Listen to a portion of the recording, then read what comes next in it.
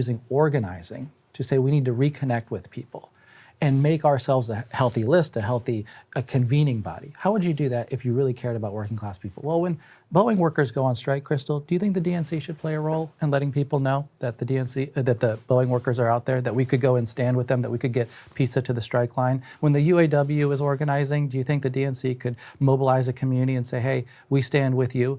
When people are fighting in tenant unions, trying to advocate against evictions and trying to stop unreasonable rate hikes, can we do something about that? It's thinking substantively. You are a working class person living a life. You are struggling. I, at the DNC, have some authority. I don't have full authority. I don't run the world, but I have some ability to say, I stand with you to do something to move the dial on your behalf. That's a reconception not only of organizing capacity and the state capacity to stand with working class people, but then I think you broaden that out to say, well, people are not always thinking about politics. You and I know, Crystal. Like they're thinking about, let's say, football.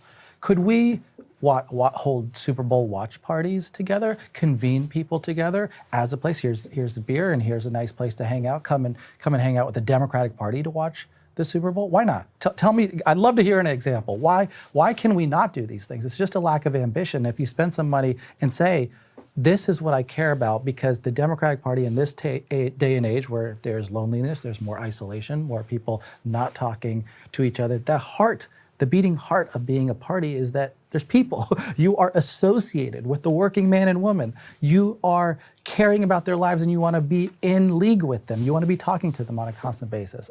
This to me just bothers me because it's become a kind of this clubby, top-down approach to the DNC that we talk about contracts and vendor contracts and who sits on what committee where. Like, no. They're the people, like, especially in this day and age where the Silicon Swamp is about to come in and run the government, the biggest merger and acquisition in history. They're going to buy the government. So what are we doing in an age of great wealth and income inequality to say, hey, we stand with people to fight on their behalf? What does the DNC primarily do now? How does it operate primarily now for people who are, even I'm not sure I could fully answer that question. I worked at the DNC building. So you say DNC headquarters. This was my first political job, actually, as an opposition researcher. And so you have departments who do a variety of different things: communications, digital, party affairs. And so at the headquarters, you're kind of figuring out how to help, build state parties, give them some direction, but mostly letting, I would say, opposition to Republicans and opposition to Trump right now, at this current moment, guide the daily, here's a message that we have to send out. And then state parties are going to say, well, we're mobilizing in Virginia for the, upcoming elections. Can we send some money over there to get the state party some resources on the ground and build up some staff? That all is fine and good, right? And so in that way, Ken Martin, Ben Wickler, people who have been running state committees of Minnesota and Wisconsin successfully, are well positioned to say, hey, boom, this is tactically what you need to do to move money around, move committee assignments, restructure. The problem and the challenge I see is like, well, Donald Trump is president of the United States. Who speaks for Democrats right now? I honestly, like you Biden leaving, there's no presumptive leader of a Democratic Party. Yeah. You got Schumer and Jeffries over there in the minority. And I think you got to be more ambitious with the power. We don't have much power. One of the places is the Democratic National Committee. The chairperson needs to be a bold public messenger about what is the brand of this freaking party? What do we stand for?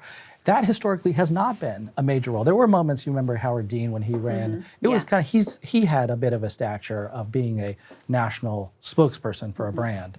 But for the most part, you think of people, most people wouldn't even know who a Democratic National Committee chairperson or chairman is. I mean, I don't know how many people know who Jamie Harrison is, or Tim Kaine at one point was, and Terry McAuliffe back in the. I forgot Tim Kaine had been in there. To be honest with you, Terry McAuliffe back in the day, McAuliffe was kind of a larger than life figure, but maybe not necessarily a beneficial way. He's gregarious. Yeah, he was always a gregarious person, but large personality there, and a big fundraiser. Yeah, that was his. Well, thing. that was his thing, that's why I say maybe this was not necessarily advantageous to the Democratic Party brand. I mean, that is one of the things that has been important to me is that, listen, we can't change the whole landscape of money in politics without probably, a Supreme Court decision.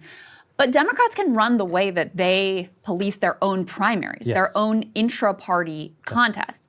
So is one of the things that you would be looking at getting big money, super PAC money out of that intra-party Democratic primary process? Because right now the Democratic Party has no credibility to say that we're any different from the Republicans when it comes to the courting and the obsession with big money politics. Well, that's a slam dunk. The question then is like, to get money out of politics, how do you wield power? And, I've heard a lot of the candidates and they say, well, there's not much you can do as Democratic National Committee chair. And like, it's true that legally, right, we are in a different legal regime and people can spend money. And you can't necessarily stop them. You could sanction, state parties, you could use your bully pulpit. And I feel like as a Democratic Party, we're not as comfortable using the bully pulpit. Right, just like get out there and make a stand and say something bold about your values. If you look at, like, there's just a certain muscularity of saying, hey, that is wrong. And maybe, yeah, sure, you could spend money as a super PAC diving into this race, but we, as a state party, as a Democratic National Committee, abhor and reject influence and by using the bully pulpit at whatever scale you can to attack outside spending, you're also elevating the issue in the race. Yeah. And you have to make, I think one of the challenges we often face is sometimes voters in these districts and elections may not always know of the great presence of big money in the election. They see TV ads, they see AIPAC come in and spend whatever money in, Corey's or Jamal's race. And it's not always clear to the ton of voters, who's doing this, why the crypto people spending money here and there. They may not always know. We could, right? Like if you spend some time using your national chairmanship in the brand and say, hey, here's what they're trying to do. Here's why it's wrong.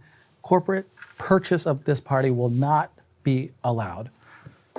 I'm not going to tell you you got the legal authority to stop them, right? Right.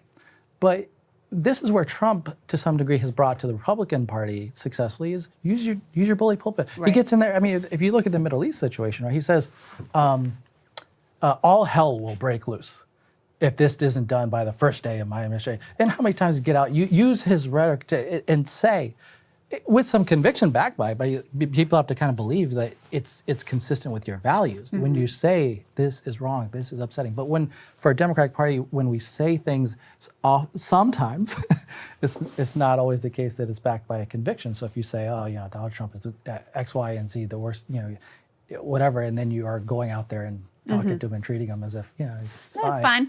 So then that conviction orientation, say what you mean and then act like you mean it. Yeah, it seems simple, but apparently this is difficult to do. I did want to get your take on some of the election postmortem. There was the infamous Pod Save America interview with the top Kamala aides. Did you watch that? Who were basically like, oh, we did everything right. It was fine. We just couldn't have possibly won. And, we checked the boxes and we ran the data and this was the best possible campaign we could run. And then no one else could have won. Like basically, that's kind of the argument. Yeah, that was the argument. It was impossible. It's not our fault. So zero self-reflection there. You've also had, my sense, and I'm curious of your sense, is that there was an initial shock. Oh my God, this guy's going back to the White House. This is a disaster. We are in the minority, both the House and the Senate. Working class voters are fleeing us. So even though, okay, sure, he only won the popular vote by 1.5 points or something like that, if you're on this trajectory, this is a trajectory of death. Definitely. If this realignment continues in this direction, you're talking about permanent minority, like small minority status, or just being effectively subsumed into Trumpism, which is another direction that some Democrats seem to be going in. And now I sort of feel this level of listlessness. I feel like that's what you're kind of responding to, jumping in this race of like, well, it wasn't that bad and we'll get them next time. And maybe our messaging was a little bit off. We'll just tweak that and we should be fine. And I find that I find it sort of insane, not to mention obviously incredibly frustrating, incredibly disturbing when we see the direction that the Trump administration is going. And we see this, obviously money in politics is nothing new and it's a bipartisan problem. But the level of consolidated oligarchy that we're seeing under Trump and Elon Musk and these characters is deeply disturbing. And I don't really see a Democratic Party that is standing up to forcefully oppose that. Yeah, and just to add to what you're saying, I'm not going to dispute that certain people would say correctly that there's a chance we get back the House in 2 years. It's possible, right? Yeah, but why, Crystal? If we flesh that out for people, it's because, to your point, the voting base of the Democratic Party is changing. And so if you get into a midterm election where fewer people vote, higher educated, more college degreed circuit, we might win and we might get back